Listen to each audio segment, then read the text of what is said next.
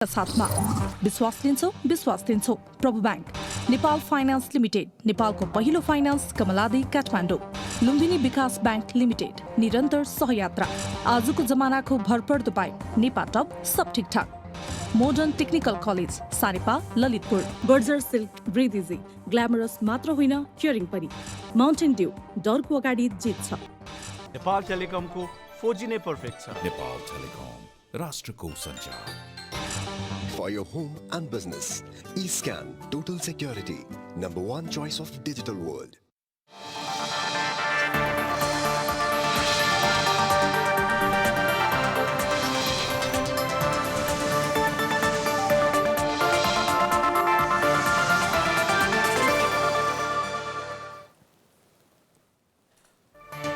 Corona संकटको समयमा हात उठाएर सरकार लाचार बनेको नेपाली कांग्रेसको निष्कर्ष। महामारीको बेला जनताको जीवनमाथि खेलवाड नगर्न चेतावनी। आज अन्तर्राष्ट्रिय श्रमिक दिवस। श्रमिकको न्यूनतम पारिश्रमिक 15,000 पुर्याउने प्रधानमन्त्री ओलीको उद्घोष, कार्यान्वयन आगामी बजेटमा। कोरोना संक्रमण र मृत्युदर उकालो यात्रामा, देशका 27 जिल्लामा निषेधाज्ञा, सीमानाका र उडान बन्द गर्न सीसीएमसीको सिफारिस। भारतमा हिजो थपिए 4 लाख कोरोना संक्रमित, थप 3500को मृत्यु। गुजरातको अस्पतालमा आगलागी हुँदा 15 जनाको निधन। र नेपाल सुपर लिग फुटबलमा आज 2 खेल। पहिलोमा धनगढी र चितवन बीच प्रतिस्पर्धा, बुटवल र काठमाडौँ पनि आजै खेल्दै। सिमेन्ट, भरोसा, अटुट सम्बन्धको। It's time for United Cements Break. हरेक निर्माण सामग्रीको महत्त्व दर्शाउँदै युनाइटेड सिमेन्ट्स अब जुट्ने बेला हो। Superstar वा केयरिङ मम। यदि म दुईटै हुन सक्छु भने मेरो घर किन नै? बर्जर सिल्क, ब्रिथ इजी, यो ग्ल्यामरस छ र मेरो घरलाई पनि प्रोटेक्ट गर्छ ब्याक्टेरिया, कोरोना भाइरस र पोल्युसनबाट। सिल्कको एहसास, चेनको सास। अरे बिस्तारै गर न भाइ। हेर्दा हेर्दै छानो छाउने बेला नि भयो। कुन जस्तो हाल्ने दाइ? अरे उलास त हो नि। हुन त दाइको नामै दूरदर्शी। कुरो बुझ्दा त हुलास ग्यालबलुम एकदम ठिक लाग्यो। ग्यालबलुम? ग्याल्भनाइज हो नि दाइ। मलाई पनि त्यस्तै लाग्थ्यो, तर ग्यालबलुम चाहिँ नयाँ टेक्नोलोजी हो। जिङ्कसँगै एल्युमिनियम पनि कोटेड भएको हुनाले यो अरूभन्दा 3 गुणा बढी टिक्छ। हुन त दाइको नामै दूरदर्शी। फेरि दुईटा चिया। कहिले घाम कहिले पानी, यो मौसमको पनि केही भर छैन। हुलास ग्यालबलुम भए केही डर छैन। टिकाउ अनुसार दाम पनि ठिक छ। हुन त दाइको नामै दूरदर्शी। नेपालमै पहिलो पटक ग्यालबलुम प्रविधिबाट बनेका एल्युमिनियम कोटेड सादा तथा रङ्गीन पाता हुलास ड्युरा कलर अरूभन्दा 3 गुणा बढी विश्वसनीय, प्रतिरोधात्मक र टिकाउ हुन्छ। 3 गुणा बढी ठिक छ, काम ठिक छ। हुलास ग्यालबलुम 3 गुणा बढी ठिक छ। हुलास भए अरू किन खोज्ने? जब हाम्रो यस्तो बाइक त जान सकिरहेको छैन भने त के सोच्दैछस्? डर सबैलाई लाग्छ, घाँटी सबैको सुक्छ, तर डरले हैसियत होइन हिम्मत हेर्छ। त्यसैले ड्यू उठा र हिम्मतको घुँट लगा।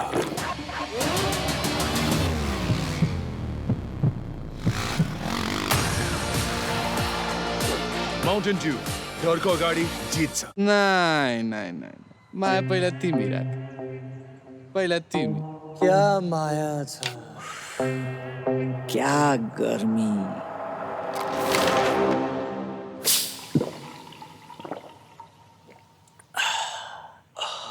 क्या रिफ्रेशिङ, क्या शॉट।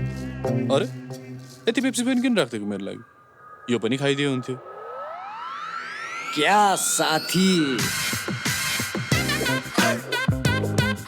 पेप्सी, हर घुट रिफ्रेशिङ, हर घुटमा स्वैग।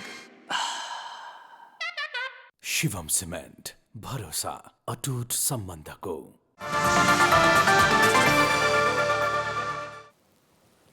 नमस्कार, यो एपी न्यूज टाइम हो। एपी न्यूज टाइमको सुरुमा कांग्रेसको माग। नेपाली कांग्रेसले संकटको बेला सरकारले नागरिकको जीवधनको सुरक्षा गर्नुको सट्टा उपचार गर्ने बेड बढाउनतिर लाग्नुपर्ने भन्दै आलोचना गरेको छ। कांग्रेस प्रवक्ता विश्वप्रकाश शर्माले आज विज्ञप्ति जारी गर्दै संकटमा राज्य हताश होइन, नागरिकलाई ढाडस बन्नुपर्नेमा बेड छैन भन्नु लाचारी र लज्जास्पद भएको भन्दै प्रधानमन्त्रीको आलोचना गर्नु भएको छ। महामारी दिन प्रतिदिन बढ्दै गएको अवस्थामा अस्पतालमा शय्या उपलब्ध गराउन नसकिने सार्वजनिक वक्तव्यले सरकारको लाचारी मात्र होइन, गैर जिम्मेवार प्रवृत्ति पुष्टि गरेको कांग्रेसको ठहर छ। संकटको बेला नागरिकले सुरक्षाको अपील गरिरहँदा हताश र त्रास होइन, विश्वास प्रवाह गर्नु सरकारको कर्तव्य हुने भन्दै सरकार आफ्नो जिम्मेवारीबाट भाग्न खोजेको कांग्रेसको आरोप रहेको छ। कांग्रेसले लाचार अभिव्यक्ति बन्द गरेर युद्ध स्तरमा कार्य गर्न र कोरोना विरुद्धको संघर्षमा राज्यको क्षमता विस्तार गर्न सरकारलाई विज्ञप्ति मार्फत अपील गरेको छ। तयारीको बेला राजनीतिक अस्थिरता निम्त्याई सत्ता र शक्तिको छिनाझम्टीमा समय बिताएको सरकारले अहिले अस्पतालमा बेड, भेन्टिलेटर र अक्सिजन छैन भनेर निरीहता प्रस्तुत गर्नु जनताको जीवनप्रति खेलवाड भएको कांग्रेसको ठहर छ।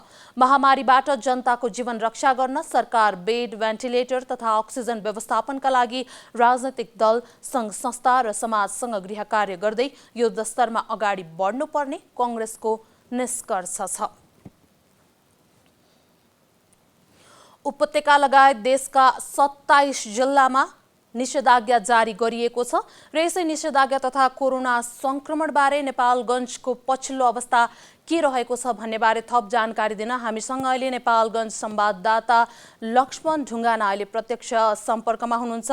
लक्ष्मण, आज निषेधाज्ञा भइरहेको बेलामा नेपालगञ्जको अवस्था के कस्तो छ? कोरोना संक्रमणको स्थिति अहिले त्यहाँ कस्तो छ?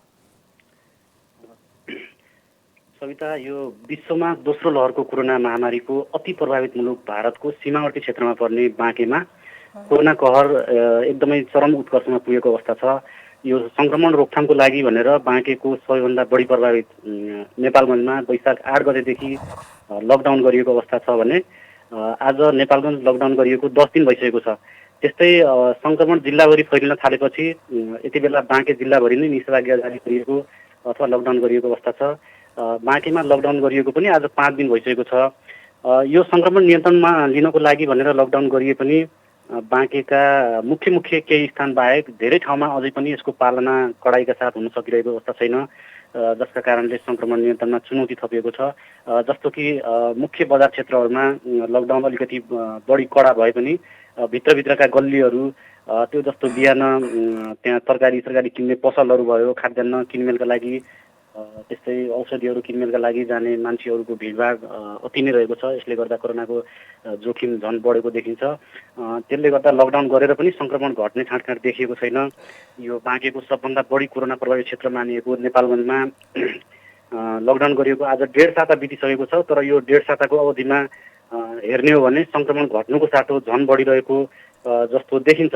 यसमा हेर्दाखेरि आज मात्रै बाँकेमा कोरोना परीक्षण गर्ने 3वटा प्रयोगशालाहरू छन्।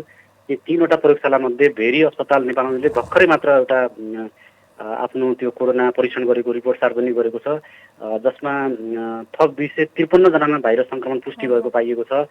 यो 24 घण्टामा 328 जनाको नमुना परीक्षण गरिएकोमा 253 जनामा पोजिटिभ भएको पाइएको हो। यो 77.13% हुन आउँछ।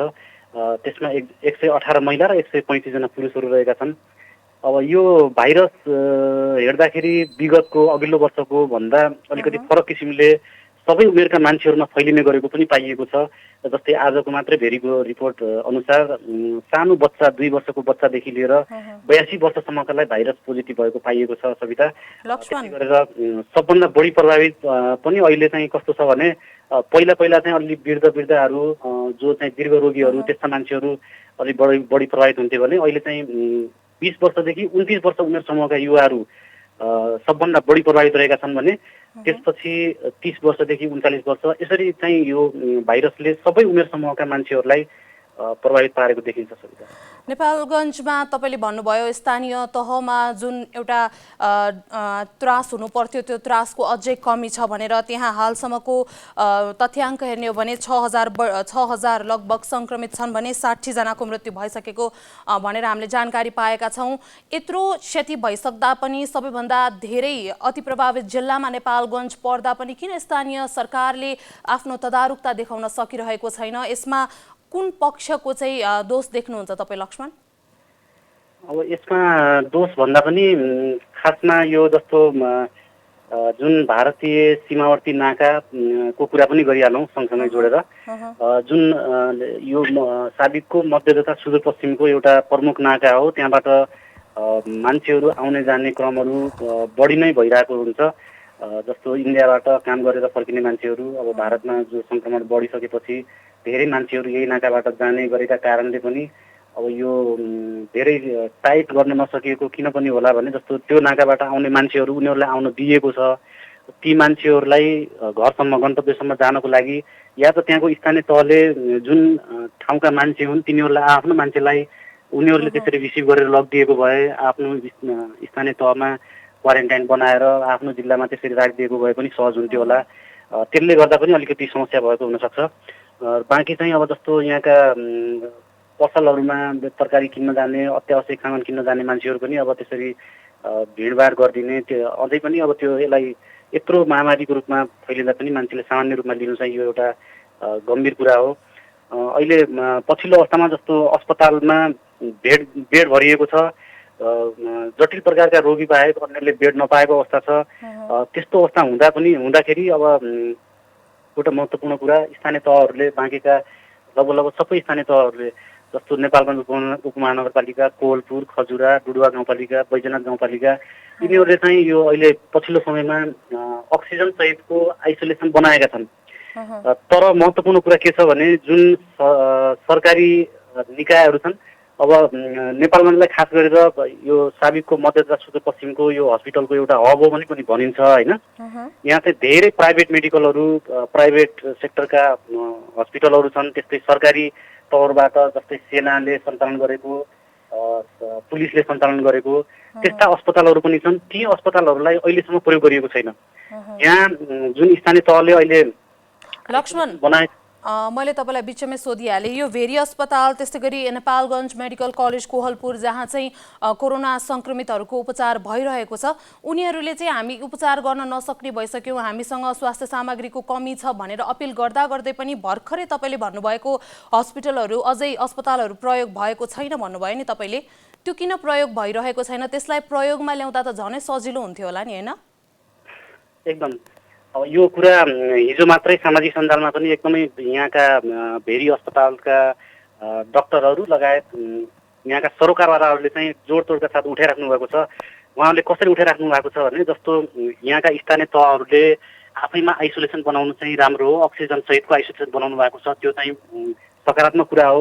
तथापि ती आइसोलेसनहरूमा अक्सिजन मात्रै भएर भएन, आइसोलेसन त बनाइएका छन् तर त्यहाँ न कुनै स्वास्थ्य सामग्रीहरू छन्, न त्यहाँ चिकित्सक छन्।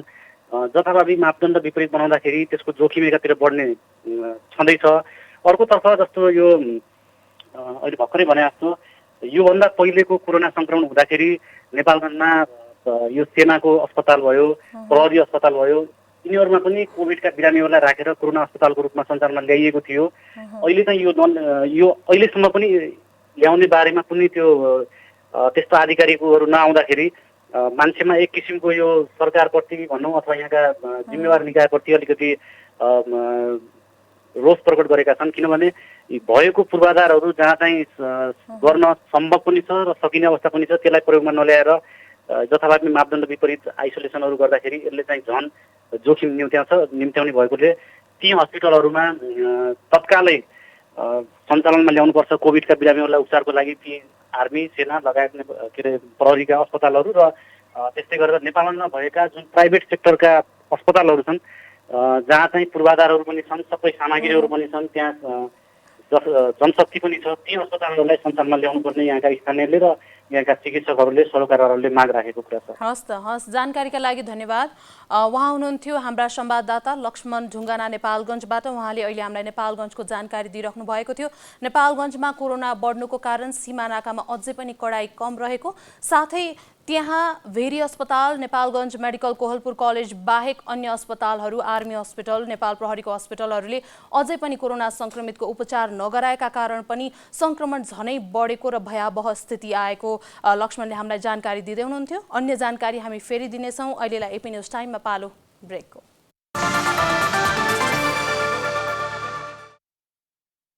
बाँकी न्युजका साथमा अर्घाखाँची ओपिसी सिमेन्ट, सबैभन्दा स्तरीय सिमेन्ट। शिवम सिमेन्ट, भरोसा अटुट सम्बन्धको।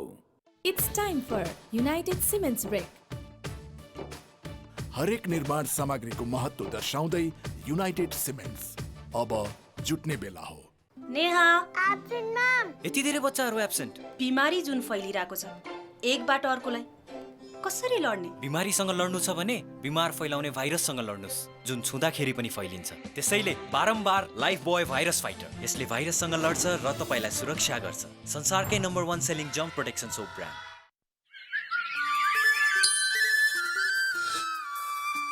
उफ, नेट छैन, रिपोर्ट पो कसरी पठाउने? Samriddhi, something wrong? किन टेन्सन लिएको? एन्टिफोजी छँदैछ नि। 4G मोबाइलमा पो छ, रिपोर्ट चाहिँ ल्यापटपमा छ। कुल, म हटस्पट अन गरिदिन्छु। तिमीहरू हटस्पट वाइफाई कनेक्ट गरेर मजाले इन्टरनेट चलाउन सक्छौ। Thanks Vikram, thank you Nepal telecom. Nepal telecom, राष्ट्रको सञ्चार। वर्ल्डलिङ्कको हरसाको नयाँ वर्ष आयो है, अब एक्स्ट्रा स्पिड त्यही रकममै पायो है। 20,000 बराबरको उपहार निःशुल्क ल्यायो है, हर्षको नयाँ वर्षले खुसियाली छायो है। अब मात्र रु 14,700 मा 50 Mbps इन्टरनेटको मजा लिनुहोस्। साथै रु 20,000 बराबरको dual band router, setup box, net TV prime, 10,000 भन्दा बढी ठाउँमा फ्री वाइफाई हटस्पट र इन्स्टलेसन्स तथा वायरिङ सित्तैमा पाउनुहोस्। आकर्षक अफर अन्य प्लानहरूमा पनि उपलब्ध छ। थप जानकारीको लागि वर्ल्डलिङ्कको वेबसाइट, आफ्नो नजिकैको ब्रान्च अथवा वर्ल्डलिङ्कको कल सेन्टरमा सम्पर्क गर्नुहोला। छिटो भनेकै वर्ल्डलिङ्क। म्याम, तपाईँ जहिले पनि नेपाल फाइनेन्समै कारोबार गर्नुहुन्छ, किन? जहाँ कारोबार गर्दा म ढुक्क हुन्छु। गुणस्तरीय सेवा हाम्रो प्रतिबद्धता। नेपालको पहिलो फाइनान्स नेपाल फाइनान्स, सेवामा निरन्तर हामी। मेरो विश्वास, मेरो निरन्तरता। जहाँ कारोबार गर्दा म ढुक्क हुन्छु। Nepal finance limited. यो हो शर्माजीको परिवार। यहाँ चल्छ सधैँ रिमोटको कुस्ती।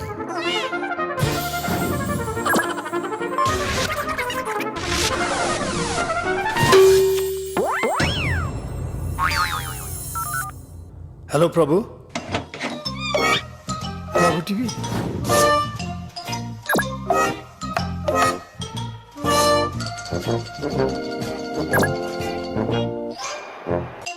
सजिलोसँग एन्टेना जोड्नुहोस्, जहाँ पनि जहिले पनि आफैले जडान गरी ढुक्कसँग टिभी हेर्नका लागि प्रभु टिभी र प्रभु मोबाइल एप प्रयोग गर्नुहोस्।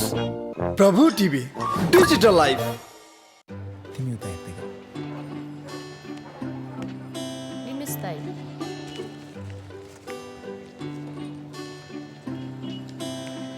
खुर्सानी पर्दैन दाइ, फिर्ता पैसा नै दिनुस्। 2 रुपियाँ खुद्रा भएन बहिनी, थोरै खुर्सानी लानुस् न। होइन, मलाई पैसा नै फिर्ता दिनुस्। नभएको 2 रुपियाँ कहाँबाट ल्याउनु बहिनी?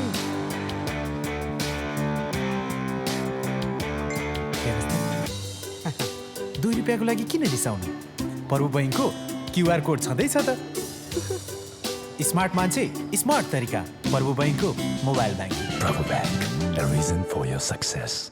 शिवम सिमेन्ट, भरोसा अटुट सम्बन्धको। अब बाँकी समाचार। दाङमा कोरोना संक्रमितको उपचारका लागि अस्पतालमा शय्या अभाव भएको छ। अस्पतालमा संक्रमितको चाप बढेपछि अस्पताल बाहिर बरन्डामा समेत उपचार भइरहेको छ। संक्रमितलाई उपचार गर्ने गरी स्थापना भएको प्रदेश स्तरीय कोरोना विशेष अस्पताल वेलझुन्डी दाङमा क्षमताभन्दा बढी बिरामी आएपछि बेड अभाव हुँदा भुइँमा राखेर समेत बिरामीको उपचार गरिरहेको अस्पतालले जनाएको छ। प्रदेश स्तरीय बेलझुण्डी कोरोना विशेष अस्पताल हाउसफुल भए पनि उपचारको अर्को व्यवस्था भने जिल्लामा हुन सकेको छैन। पटक पटक क्षमता बढाउने निर्णय भए पनि जनशक्ति व्यवस्थापन हुन नसक्दा नागरिकको उपचारमा समस्या देखिएको छ।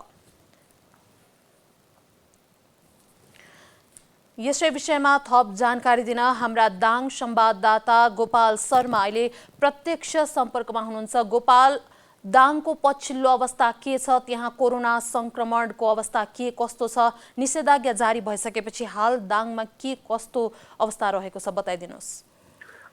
सविता, खास गरेर हिजोदेखि दाङमा लकडाउन सुरु भएको छ। कोरोना संक्रमण दर उच्च हुन थालेपछि जिल्लालाई पहिलो चरणमा 9 दिनका लागि भनेर हिजोदेखि बन्दाबन्दी निषेधाज्ञा सुरु गरिएको छ र त्यो दोस्रो दिन पनि प्रभावकारी नै देखिएको छ। बन्दाबन्दीको अवस्था जिल्लामा प्रभावकारी रूपमा अगाडि बढिरहेको छ। संक्रमण दर पनि उच्च हुँदै गएको छ। दैनिक 50-100 को रेसियोले चाहिँ अहिले बढिरहेको अवस्थामा छ भने अहिले स्थानीय सरकारहरूले धमाधम आइसोलेसन सेन्टरहरू उपचारका लागि निर्माण गर्ने क्रम जारी रहेको छ। 3वटा गाउँपालिकाले लगभग उपचार कोरोना संक्रमितहरूको उपचारका लागि अक्सिजन सहितको आइसोलेसन सेन्टर भनेर निर्माणको चरणमा छन्। तुलसीपुर उपमहानगरपालिका, दङ्गी शान्तिनगर गाउँपालिका र बगै गाउँपालिकाले भने जिल्लामा रहेको कोरोना विशेष अस्पतालमा अहिले बिरामी भरिभरा हुँदाखेरि बिरामीहरूले सहज रूपमा उपचारका लागि बेड नपाइरहेको अवस्था छ भने कति बिरामीहरूको अस्पताल बाहिर बरन्डामा राखेर पनि उपचार भइरहेको अवस्था छ। सविता, गोपाल, यो जुन कोरोना विशेष अस्पताल बेलझुण्डी दाङमा क्षमताभन्दा बढी बिरामीहरू आएको, बेड पनि अभाव भएको र भुइँमै राखेर बरन्डामा राखेर पनि उपचार भइरहेको भनिएको छ। यो अवस्थामा बिरामी बढिरहँदा पनि किन हिजोबाट बल्ल निषेधाज्ञा गरियो दाङमा? किन योभन्दा अगाडि सावधानी किन अपनाइएन? यस विषयमा के छ तपाईँको भनाइ? विशेष गरेर गत वर्षलाई तुलना गरेर दाङमा पनि केही गरेर केही ढिला बन्दाबन्दीलाई अगाडि सारिएको हो। गत वर्ष नर्मल रूपमा भइरहेको अवस्थामा यो पटक पनि त्यही हिसाबले सहज व्यवस्थापन हुन सक्छ भनेर स्थानीय सरकार र प्रदेश सरकारले यो विषयलाई चाहिँ गम्भीर रूपमा नलिँदाखेरि अहिलेको यो भयावहको अवस्था सिर्जना भएको भनेर सिधै आकलन गर्न सक्ने अवस्था पनि छ। यद्यपि जिल्लामा 600 संक्रमित भइसकेपछि र उपचारका लागि बेडहरू नपाइसकेपछि मात्रै जिल्लामा अहिले चाहिँ लकडाउन सुरुवात गरिएको छ। त्यसकारणले यो चाहिँ गम्भीर नभएर सम्बन्धित निकायहरू गम्भीर नभएर नै यो अवस्था सिर्जना भएको। अर्को कुरा, जस्तै यो भारतमा संक्रमण बढिसकेपछि भारतको सीमासँग जोडिएको दाङ पनि पर्छ र त्योसँगै नेपालगञ्जमा पनि भयावह अवस्था भइसकेपछि नेपालगञ्जको प्रभाव र भारतको प्रभाव पनि दाङसम्म आउँदाखेरि संक्रमण दर पनि उच्च रहेको भन्न सक्ने अवस्था पनि छ। अहिले जुन बाहिरबाट आएका कामदारहरू हुनुहुन्छ जो दाङ जिल्लामा प्रवेश गरिरहेका छन्, उनीहरूलाई कसरी त्यहाँ स्वास्थ्य मापदण्ड के कसरी पालना गरिएको छ र निषेधाज्ञा पनि कसरी त्यहाँ पालना भइरहेको छ? जस्तै बाहिरबाट आउनेहरूका लागि छुट्टै स्थानीय सरकार अथवा जिल्ला प्रशासन प्रदेश सरकार पनि कतैबाट व्यवस्थापन छैन। उनीहरू आफ्नो तरिकाले आउने र आफ्नो तरिकाले बस्ने, आफ्नो तरिकाले घर जाने हुँदा पनि त्यो संक्रमण दर चाहिँ बढेको भन्न सक्ने अवस्था छ भने गत वर्ष जस्तो क्वारेन्टाइनको व्यवस्था 10 दिन 14 दिन बाहिरैबाट आएका व्यक्तिहरूलाई बाहिरै व्यवस्थापन गरेर आउने मात्रै घर पठाउने व्यवस्थाले त्यही न्यूनीकरण चाहिँ भएको थियो। अहिले त्यो पनि त्यो सावधानी नहुँदाखेरि पनि अलि जटिल अवस्था चाहिँ सिर्जना भएको छ। त्यति सुरक्षा को मापदण्ड चाहिँ अपनाइएको अवस्था चाहिँ छैन, देखिँदैन। हस् त, जानकारीका लागि धन्यवाद। उहाँ हुनुहुन्थ्यो गोपाल शर्मा, हाम्रा दाङ संवाददाता। अहिले दाङको बेलझुण्डी स्थित कोरोना विशेष अस्पतालमा जम्मा 42 शय्यामा उपचार भइरहेको छ र बिरामीहरूको भुइँमै राखेर पनि उपचार भइरहेको जानकारी उहाँले हामीलाई दिँदै हुनुहुन्थ्यो। र दाङमा कोरोना संक्रमण भए तापनि निषेधाज्ञा निकै ढिला गरिएकोले पनि संक्रमण अहिले उच्च दरमा बढिएको गोपालले हामीलाई बताउनुभयो। अब बाँकी प्रसङ्ग, कोभिड-19 सङ्कट व्यवस्थापन समिति सीसीएमसीले अन्तर्राष्ट्रिय र आन्तरिक उडान रोक्न मन्त्री परिषदलाई सिफारिस गर्ने निर्णय गरेको छ। हिजो बसेको सीसीएमसीको बैठकले संक्रमण भयावह बन्दै गएको निष्कर्षसहित हवाई उडानहरू रोक्नुपर्ने निष्कर्ष निकालेको हो। सीसीएमसीका निर्देशक एवं उपप्रधानमन्त्री ईश्वर पोखरेलले यस सम्बन्धी प्रस्ताव मन्त्री परिषदमा लैजाने र त्यसपछि सिफारिसमाथि निर्णय हुने बताउनुभयो। हाल संक्रमण बढी देखिएका जिल्लामा प्रशासनले निषेधाज्ञा लगाएका हुन्। हवाई सेवामा चाहिँ रोक लगाइएको थिएन।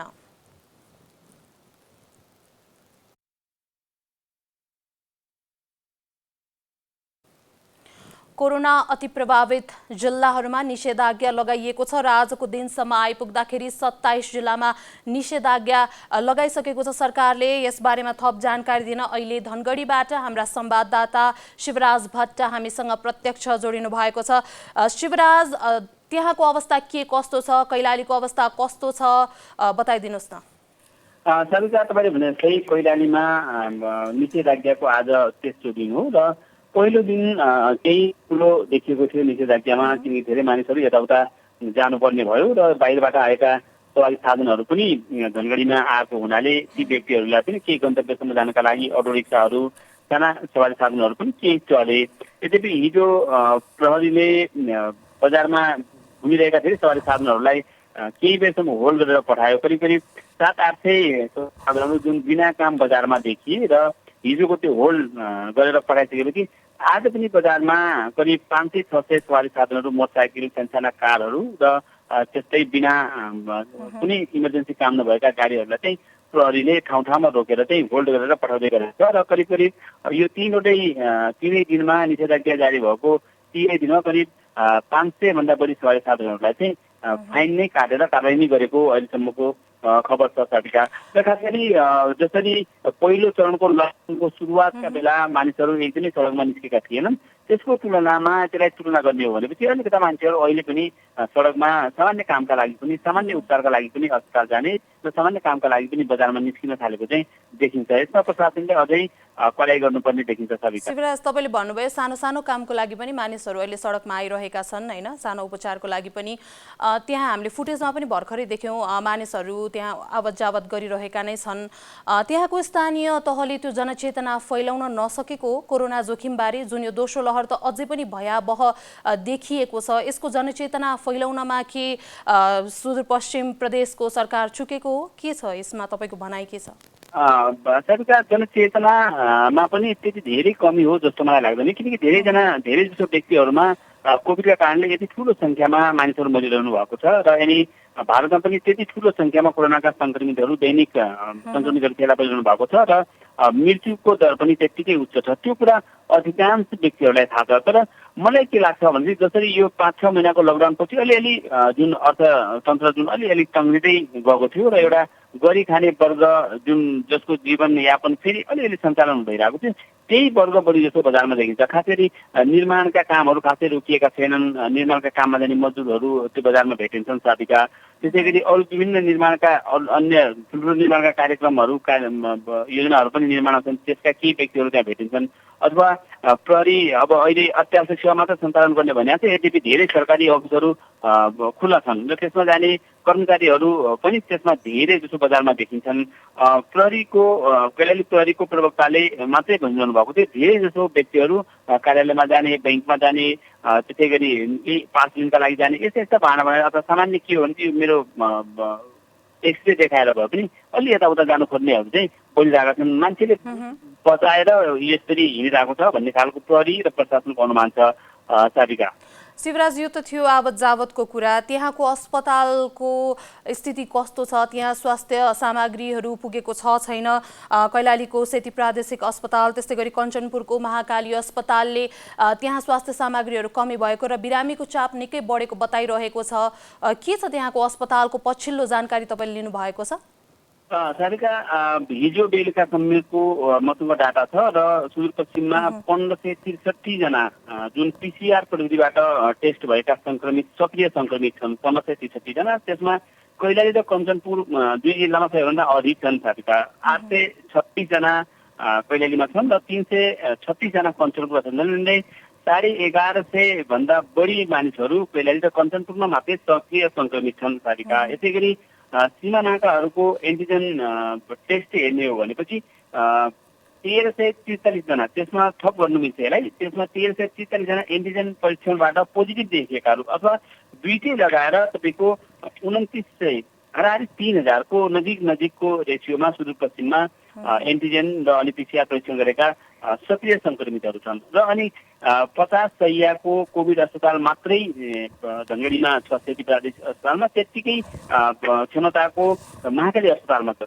दुवै अस्पतालमा आज मात्रै होइन साबिका, एक हप्ता अगाडिदेखि नै ती दुईटै अस्पतालहरूमा बिरामीहरूको प्याक भएका छन्, उनीहरूका लागि शैय्या छैनन्।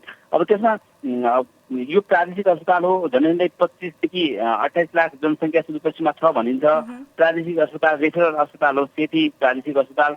यहाँ पछिल्लो गत वर्षको 76 सालको चैतदेखि जब कोरोना देखियो त्यसपछि अहिलेसम्म प्रदेश सरकारले यो दुईटा मात्र 50-50 शैय्याको अस्पतालहरू यहाँ सेटअप गरेको छ। त्यो 50 शैय्याले धानिरहेको छैन साबिका।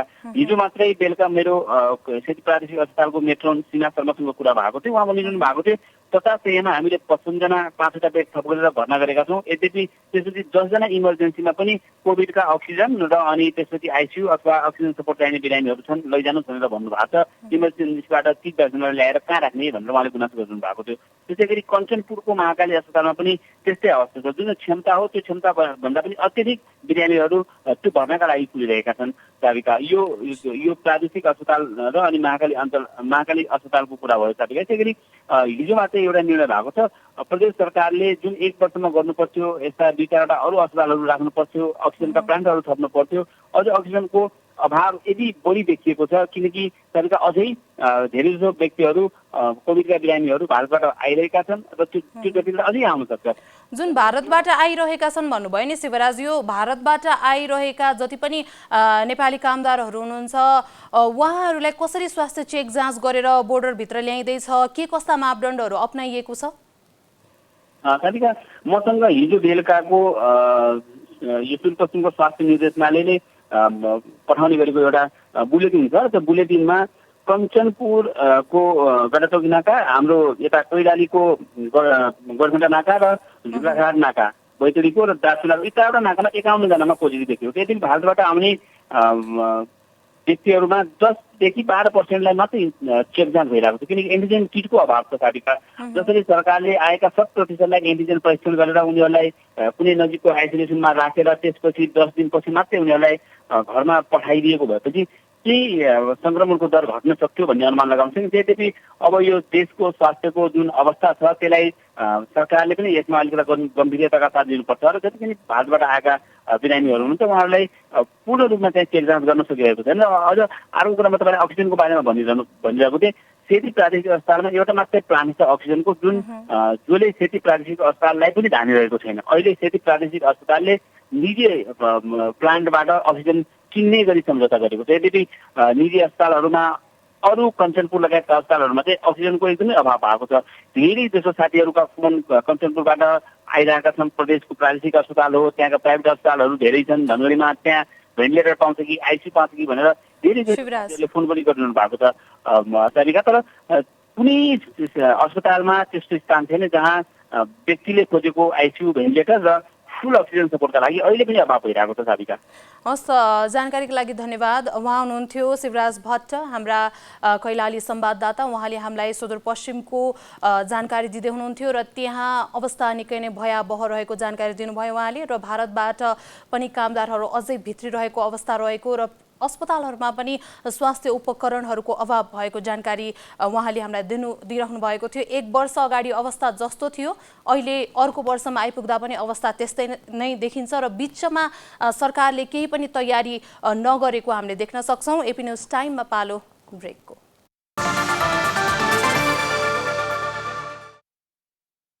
बाँकी न्युजका साथमा अर्घाखाँची ओपिसी सिमेन्ट, सबैभन्दा स्तरीय सिमेन्ट। शिवम सिमेन्ट, भरोसा अटुट सम्बन्धको। It's time for United Cements Break.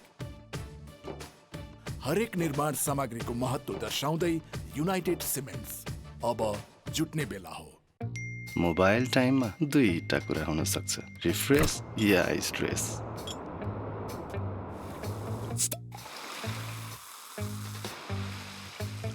Gee, so Sprite. Crisp lime lemon taste. Refreshment ultimate. दुईटा कुरामा नअड्क। Sprite, Refresh Max, Mobile Time Chillax. You think. You question. You design.